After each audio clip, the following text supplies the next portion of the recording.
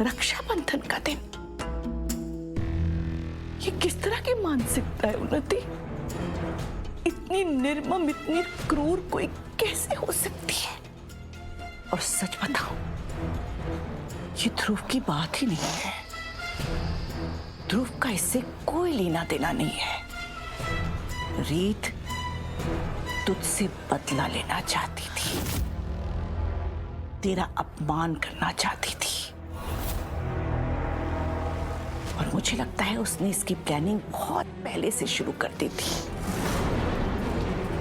सबसे पहले उसने अपने आप को आटा साठा वाली प्रथा के रिश्ते से मुक्त कराया, ताकि कभी अगर तेरा और ध्रुव का तलाक हो तो राघव और रीत के रिश्ते पर कोई असर ना पड़े। देखा, आज तू और ध्रुव अलग हो गए, लेकिन राघव और रीत साथ है। तेरी बुआ होने के नाते मैं तेरे सामने हाथ जोड़ती हूँ, तू इस रीत रिपोर्टर को जीतने मत दे। बचा ले, अपने भाई बहन के रिश्ते को बचा ले, अपने परिवार को बचा ले उन्नति बिटिया, वरना तो सब कुछ खो देगी। रीत का जादू राघव पर ऐसा चला हुआ है ना कि वो अपना रुतबा, अपनी पहचान, सब कुछ भूल रहा है। सब कुछ उसकी मुट्ठी से फिसल रहा है। लेकिन सबसे पहले तू खुद को बचा, अपने आप को समेत उन्नति बिटिया। खुद को इतना मजबूत बना कि वो रीत रिपोर्टर चाहे अपनी कितनी भी शक्ति लगा ले, कितनी भी अकल लगा ले, दिल में वो रखी बैठी थी ध्रुव के लिए। आज वो शायद मुझसे गुस्सा है, नाराज है, उसके मन में मेरे लिए नफरत भरी हुई है, लेकिन कल उसको समझ में आएगा कि मैंने उसे उस जुनून से आजाद किया है जो उसे पल पल अंधेरी खाई में धकेल रहा था। मैं उसे महंगे महंगे तोहफे देता रहा, उसके सब शौक पूरा करता रहा। मुझे लगा मैं अच्छा भाई होने का फर्ज अदा कर रहा हूँ, लेकिन इस सब में ये नहीं समझ पाया कि ये चीजें उसे अंदर से खोखला बना रही हैं, दूसरों के दर्द को समझने की क्षमता खत्म कर रहे हैं। रीत, आज जो हुआ मुझे उसकी खुशी नहीं है, लेकिन कोई पछतावा भी नहीं। अब उन्नी आगे क्या कदम उठाती है ये तय करेगा कि मैंने उसे जो तोहफा दिया है वो उसके लिए सबसे अच्छा तोहफा है या सबसे बुरा।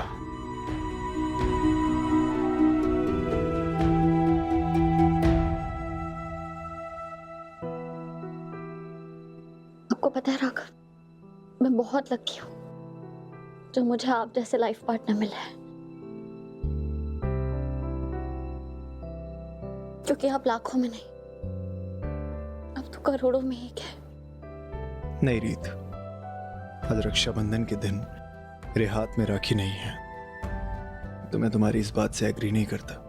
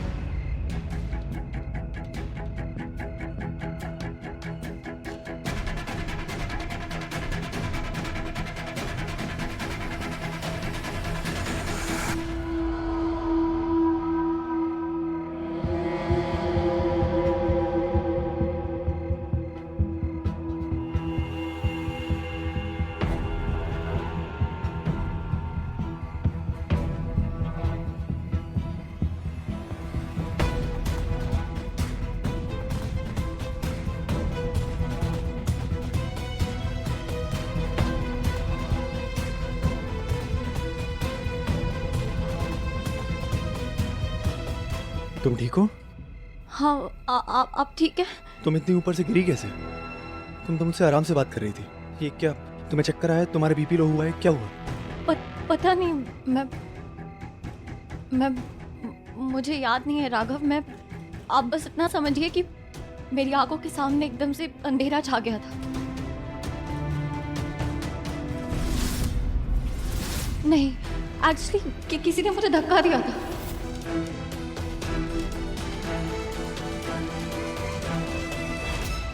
तुम श्योर हो इस बात को लेके? मुझे पक्का तो नहीं पता, पर आप खुद ही सोचिए ना। मैं बजाय ये सब बातें करने के हमें भगवान का शुक्रिया अदा करना चाहिए कि इतना बड़ा हादसा होने से बच गया। रीत, तुम्हें चक्कर ही आया होगा, इसलिए तुम्हारा पाँव फिसल गया होगा। पूनम बेटा, रीत को इधर अंदर ले जाओ और पानी वानी पिलाओ, जूस पिलाओ।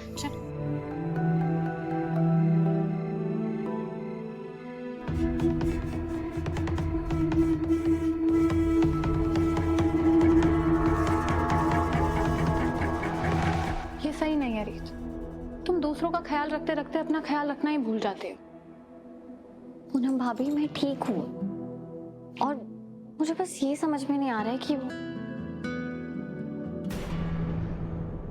एक मिनट।